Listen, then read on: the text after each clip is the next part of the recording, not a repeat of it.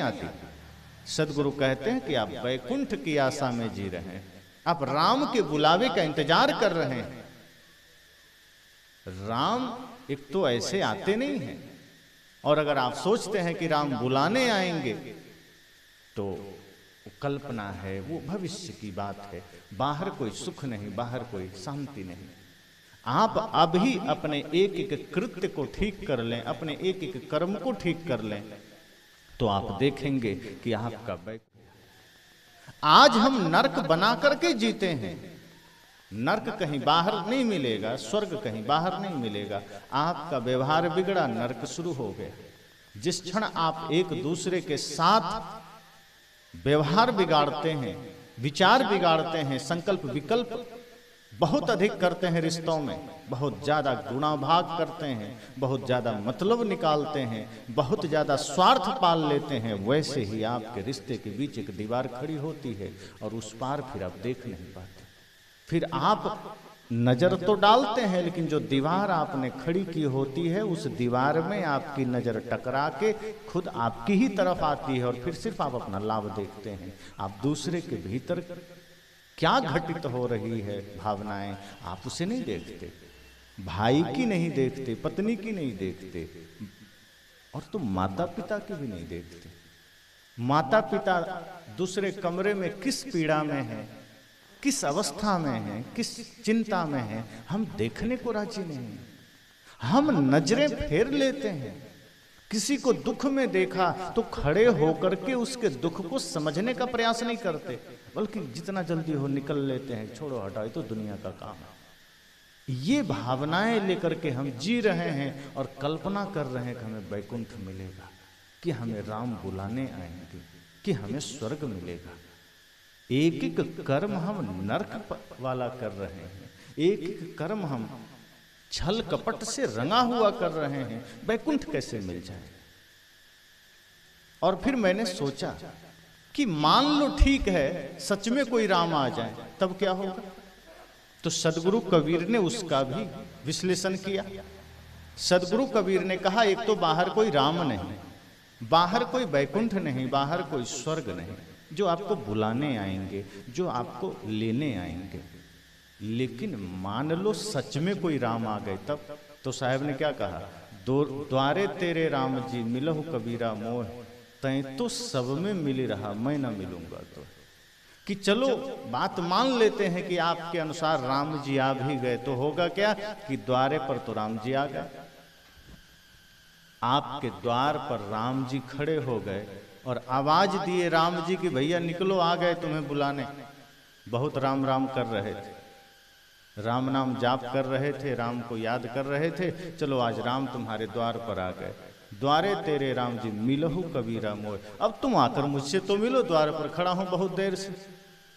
कोई अतिथि आपके द्वार पर आए, आवाज दें कि भैया जरा बाहर आना, और आप बाहर आए ही ना, वो फिर आवाज देगा।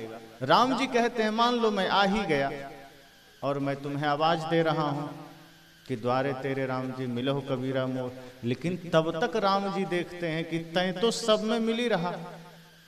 तब तक उनकी नजर पड़ जाती है कि ये आदमी तो माया में मिला हुआ है, संसार में मिला हुआ है, पद प्रतिष्ठा में मिला हुआ है, आकांक्षाओं में मिला हुआ है, तृष्णाओं में मिला हुआ है। अब राम जी झटके से कह देते हैं कि मैं ना मिलूंगा तो। अब तुम संसार में मिले हो, बुला तो मुझे रहे थे, प्रतीक्षा तो मेरी कर रहे थे कि राम आए मेरे द्वार, और अब राम तुम्हारे द्वार पर है तो तुम संसार में मिल रहे हो, तुम माया के अधीन होकर जी रहे हो। अब मैं ना मिलूंगा तो, अब इस अर्थ में भी राम आपसे दूर चले जाएंगे। तुलसीदास जी ने कहा है ना कि जहां काम तहां राम नहीं, जहां राम तहां काम, तुलसी दो होत नहीं रवि रजनी एक ठाम। का एक ही तो हो सकता है, या राम को ले लो या काम को ले लो। अगर तुमने राम को पकड़ा तो वही स्वर्ग है, उसी क्षण स्वर्ग है, उसी क्षण आनंद है। सच तो यह है कि हम दशरथ पुत्र श्री राम को भी नहीं पकड़ते, आत्म राम को तो नहीं ही पकड़ते हैं, दशरथ पुत्र राम को भी नहीं पकड़ते, हम सिर्फ उनके चित्र को पकड़ लेते हैं। अगर उन अयोध्या के राम को भी हमने पकड़ लिया, उनके आदर्शों को हमने पकड़ लिया, उनके विचारों को हमने पकड़ लिया, तो आज ये गांव मंदिर बन सकता है। आज हमारा जीवन पवित्र बन सकता है, परिवार में स्वर्ग उतर सकता है, लेकिन हम राम के चित्र को पकड़ते हैं और रावण के चरित्र को पकड़ते हैं और फिर सोचते हैं कल वैकुंठ मिल जाए, कि कहीं कोई स्वर्ग मिल जाए। स्वर्ग हमारे मन की अवस्थाओं का नाम है, नरक भी मन की ही अवस्था है। अगर आप प्रसन्नता में जीते हैं, निर्मल मन में जीते हैं तो स्वर्ग है। विक्षिप्तता में जीते हैं, कुंठाग्रस्त विचार है आपका, अर्थात जहां क्षण क्षण पल पल में सिर्फ स्वार्थ सिद्धि है कि अपना काम बने, दूसरे का हमें क्या लेना देना। मंदिर भी गए तो अपनी ही बात लेकर गए, अपने ही कल्याण का, अपने ही स्वार्थ का भाव लेकर गए। सत्संग भी गए, गुरु के पास भी गए, संत के पास भी गए तो यही संकल्प लेकर गए कि बस प्रभु कृपा करना, मेरा धन बढ़ जाए, जमीन बढ़ जाए। ऐसी है दीवानी दुनिया, भक्ति भाव नहीं बूझे जी। कोई आवे बेटा मांगे, यही गुसाई दीजिए जी। सदगुरु कबीर कहते हैं दुनिया दीवानी है, उसे कहीं अगर मंदिर नजर आ जाए तो इस भाव से नहीं देखता कि किनका मंदिर है, उनके आदर्श को उतारें, बस तुरंत मन में आता है कि चलो कुछ मांग ही लेते हैं। इतना भिखारीपना हमारे मन में समा गया कि हम मंदिर देखे नहीं कि भिक्षा मांगने चले गए, कि भगवान कृपा करना, धन दे देना, पद दे देना, जमीन दे देना, मुकदमे में विजयी दे देना। संत को देखे वहां भी चले गए कुछ मांगने कि गुरु जी कृपा करना, धन मिल जाए।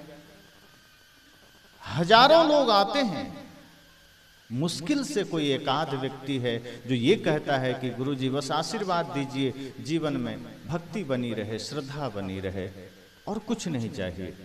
अधिकांश लोग यही कहते हैं गुरुजी कृपा करना बेटा पास हो जाए, गुरुजी कृपा करना जमीन पर मुकदमा चल रहा है उसमें विजयी हो जाएं, कृपा करना भाई से झगड़ा चल रहा है हम जीत जाएं, कृपा करना हमारा घर 2 से 4 मंजिला बन जाए, कृपा करना कई शहरों में प्लाट हो जाए।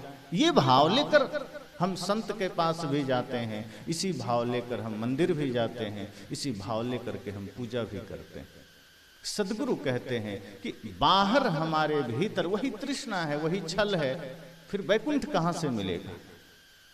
वैकुंठ का ये मार्ग ही नहीं है।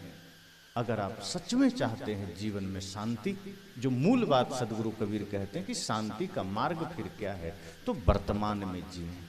आज आपको जो जीवन मिला है समझना यही पूर्ण है, यही संपूर्ण है, इसके आगे का पता नहीं। कल क्या होगा किसने देखा? कल का कुछ भी पता नहीं। अगले क्षण कोई घटना घट जाती है, किसी को पता नहीं है। बहुत से लोग प्रेडिक्शन करते हैं, भविष्य की वाणी बातें करते हैं कि ये हो जाएगा, वो हो जाएगा। बहुत से लोग तमाम चीजें करते हैं और कुछ अनहोनी ना हो जाए उसे रोकने के लिए हवन यज्ञ करते हैं। अभी ही क्रिकेट मैच चल रहा है, कितने बाबा आ गए सामने कि इस बार तो भारत जीत ही नहीं सकता, प्रेडिक्शन कर दिया। और ये बात सुनकर के देश में जगह जगह हवन होने लगे कि अभी तो भारत न्यूजीलैंड और ऑस्ट्रेलिया से जीत ही नहीं सकता।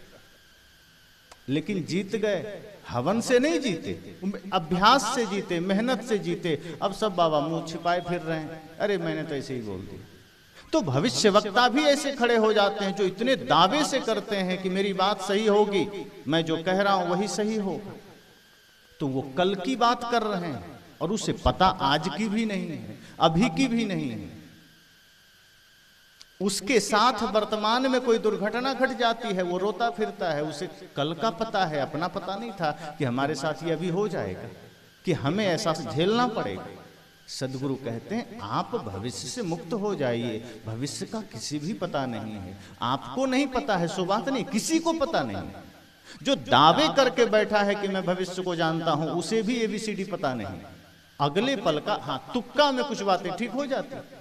अब 10 आदमी आया भविष्य पूछने, मान लो हम बैठे हैं, 10 आदमी आ गया, अब मैंने कुछ भी बता दिया तो 10 में से 2 का तो सही हो ही जाएगा ना, तुक्का तो 2 पर तो फिट बैठेगा। अब वो 2 आदमी 10 को बताएगा, अरे मेरा तो ठीक हुआ, मेरा तो सही बता दिया महाराज जी ने। अब वो 2 20 को लेकर आएगा, अब उस 20 में से फिर 5 का तुक्का ठीक बैठेगा। अब एक आदमी का भैंस कोई खोल लिया बिहार में, फोन किया, गुरुजी बताइए मेरा भैंस कोई खोल लिया। मैं कहा मैं कोई थाना थोड़े हूँ, थाना में कंप्लेन करो। कहा नहीं, संत जन बताते हैं किस दिशा में गया। मैंने कहा मुझे नहीं पता, भैंस तुम्हारी खुली है, किस दिशा में गई मैं थोड़े देख रहा था। कहा आप ध्यान से देख कर बताइए। मैं कहा ध्यान में मैं अपने मन को देखता हूँ, तुम्हारी भैंस थोड़े देखता हूँ। गजब की बात है, संतों से तुम भैंस पूछ रहे हो, और कुछ लोग बैठे भी हैं कि हाँ मैं तुम्हारा भैंस बता दूं। मैंने कहा ये सब हम नहीं जानते, ना हम बताते हैं, ना मुझे पता है। मिटेगा, अभी ही उजाला होगा, वो कल के लिए इंतजार नहीं करेगा कि नहीं कल होना है। कल आप जो करेंगे वो कल होगा, आज आप जो करेंगे वो आज होगा। अगर आज जीवन के अंधेरे को मिटाना है तो आज प्रयासरत रहिए। आज आपस में जो व्यवहार बिगड़े हैं, आज जो व्यवहार के बीच में आपस में संवाद बिगड़े हैं, उसे आपको आज ठीक करना है। आपका घर समझना एक प्रैक्टिकल की जगह है। सत्संग में तो सब अनुकूल हैं, यहाँ बैठे हैं, किसी का किसी से कोई विरोध नहीं, किसी से कोई नफरत नहीं, कोई घृणा नहीं। यहाँ तो परमानंद में बैठे हैं। असली परीक्षा घर में होती है, असली परीक्षा बाजार में है, दुकान में है, सड़कों पर है, समाज के बीच में है, कि वहां हमारे जीवन में सामंजस्य है कि नहीं। अब कई बार आप देखिए ध्यान शिविर में जाते हैं तो 100-200 लोग होते हैं, वहां आप बैठते हैं, आप भी ध्यान कर लेते हैं। 4 सत्र में ध्यान शिविर कहीं कहीं होते हैं, कहीं 2 सत्र में, कहीं 3 सत्र में। वहां आप समूह में जाते हैं, नियम बना हुआ है कि नहीं 4 बजे जगना है, 6 से 8 आपको ध्यान करना है, फिर 9:30 से 11 कर लेना है, फिर 3 से 5 कर लेना है, फिर रात्रि में 7 से 9 कर लेना है। अब वो तो प्रैक्टिकल की जगह है, वहां आपने समूह में ध्यान कर लिया, लेकिन जब घर आए तब कितने क्षण आप ध्यान में उतर पाए। अब आप ये सोचना कि वहां जो आपने जाना, वहां जो आपने सीखा, वो आपके घर में उतरा कि नहीं, बाजार में उतरा कि नहीं। इसलिए तो सदगुरु कबीर ने ध्यान को, सत्संग को समय से नहीं बांधा। उन्होंने कहा कि जो व्यक्ति सत्संग और ध्यान को समय से बांधता है वो ध्यान करता ही नहीं है, वो सिर्फ समय पूरा करता है। सदगुरु कहते हैं जो व्यक्ति क्षण क्षण पल पल ध्यान में होता है, वस्तुतः वही सच्चा ध्यान है। जो व्यक्ति पल पल सत्संग में जीता है वही सच्चा सत्संग है। जो 1 घंटे 2 घंटे सत्संग किया, बाकी समय संसार में जी रहा है, वो सत्संग नहीं कर सकता, क्योंकि वो यहाँ अनुकूलता में था, वहां प्रतिकूलता में गया। अनुकूलता में कोई समस्या नहीं है, प्रतिकूलता में समस्या आती है, और जो प्रतिकूलता में सम रह जाए वही सत्संगी है। इसलिए साहब ने ध्यान के बारे में भी कहा, शब्द निरंतर मनुआ राता मलिन वासना त्यागी, उठत बैठत कबो न छूटी ऐसी तारी लागी। किसी ने कहा साहब कब तक ध्यान करें, कितना ध्यान करें। साहब कहते हैं कब तक, ये क्या, ये कोई क्रिया थोड़े है ध्यान जो तुम कब तक पूछ रहा है। क्रिया बाहरी चीजों की होती है, जो बाहर कुछ करते हो। ध्यान तो स्थिति है, ध्यान तो जीवन है। ये थोड़ा सा नहीं करना, ये 1 घंटा 2 घंटा नहीं करना, ये तो पल पल करना है। उठत बैठत कबो न छूटी ऐसी तारी लागी। ध्यान का मतलब है जो सजगता बनी रहे 24 घंटे, सोते जागते उठते बैठते खाते पीते चलते, सतत जागृति, सतत सावधानी। साहब ने कहा फहम आगे फहम पाछे, फहम दाहिने डेर, फहम पर जो फहम करे सो फहम है मेरे। फहम मतलब सावधानी, आगे पीछे दाएं बाएं ऊपर नीचे इतनी सावधानी करो, सावधानी के ऊपर सावधानी करो, तब समझना सजगता आई। और उसी सजगता का परिणाम वैकुंठ है, उसी सावधानी का परिणाम आनंद है। अगर हम बेहोशी में जीते हैं, वर्तमान में आप एक दूसरे के नफरत में पड़े हैं, तो बाहर कौन सा वैकुंठ मिलेगा, बाहर कौन सा सुख समृद्धि मिल जाएगी। इसलिए सदगुरु कबीर आपको सिर्फ कल्पनाओं से मुक्त करते हैं, वो आपको भविष्य से मुक्त करते हैं। वो कहते हैं वर्तमान में जियो, ये वर्तमान आपका है, हाथ में है, आप चाहे तो बेहतर बना सकते हैं। और अगर आज चूक गए, तो साहब का भजन है ना, जो चूक गया फिर उसका नहीं ठिकाना, ए मोक्ष मार्गी संभल संभल कर जाना। अगर ये चूक गए, तो हमारे बुजुर्ग बैठे हैं, उन्हें अनुभव होगा कि बहुत सी चीजें चूक गए तो अब शरीर भी नाकाम हो गया, कुछ हो नहीं सकता। ये शरीर साधन मात्र है, ये आपका साध्य नहीं है, ये माध्यम है आपको और ये माध्यम संसार पाने का नहीं है। एक बात ध्यान देना, ये शरीर जो हमें मिला है ये संसार पाने का माध्यम नहीं है। संसार और संसार के भोग तो जानवर भी पा लेते हैं, लेकिन ये शरीर आपको सिर्फ संसार समृद्धि माया पाने का माध्यम नहीं है। तुलसीदास जी ने कहा साधन धाम मोक्ष कर द्वारा, उन्होंने कहा कि यह शरीर आपका मोक्ष पाने का साधन है। इससे आपने संसार पाने में लगा दिया, इसे आपने दुनियादारी पाने में लगा दिया, इसे आपने छल कपट में लगा दिया, इसे आपने नफरत और घृणा में लगा दिया। इस शरीर का भयंकर दुरुपयोग हो गया। इसलिए ध्यान रहे, ये वर्तमान आपके हाथ में है। अगर इसे आपने खो दिया तो ये शरीर कल लाचार होगा, नाकाम होगा, और फिर आपके पास कोई उपाय नहीं होगा पुनः उसी अन्य खानियों में जाने के। और जो चूक गया फिर ना जाने फिर कौन सा जीवन मिल जाए।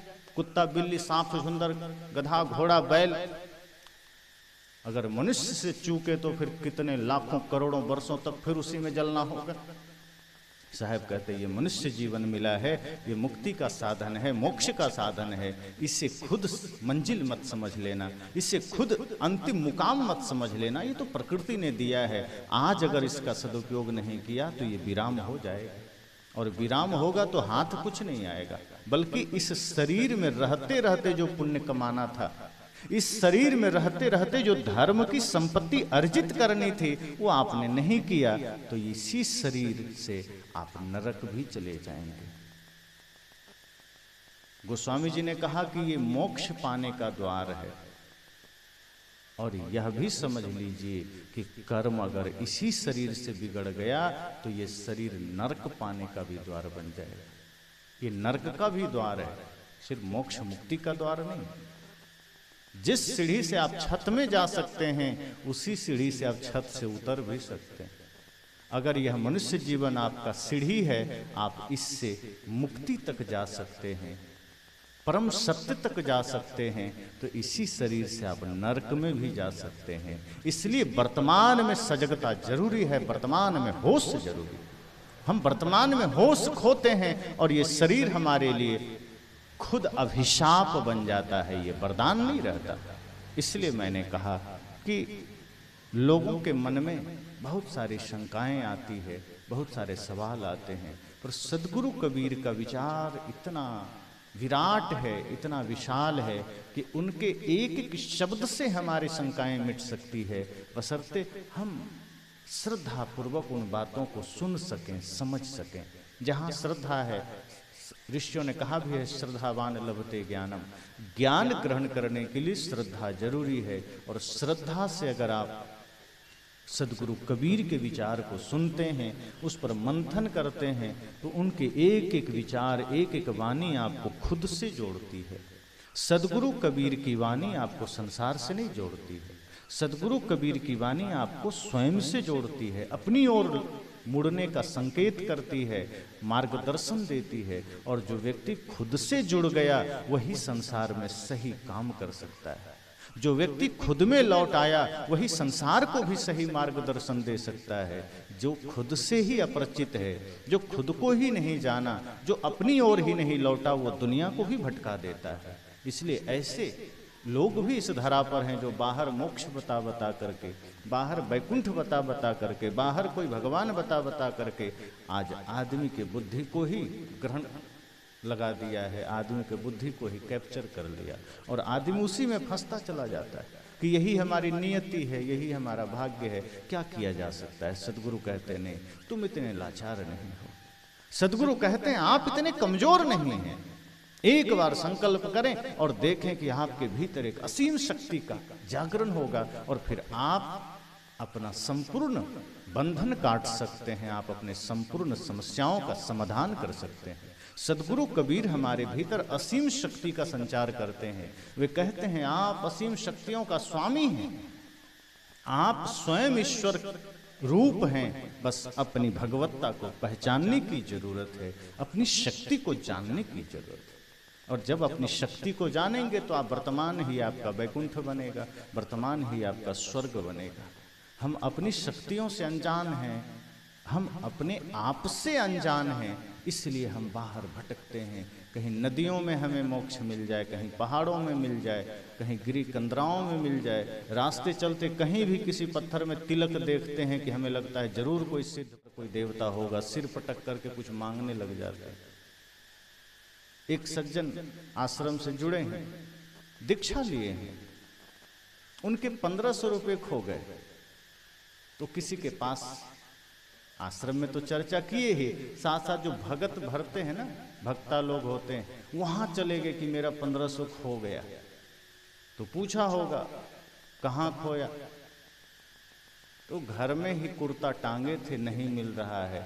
उसने कह दिया घर में ही कोई लिया है। अब इसमें नई बात क्या बताया, कुर्ता घर में टांगा तो घर में ही कोई लिया होगा ना।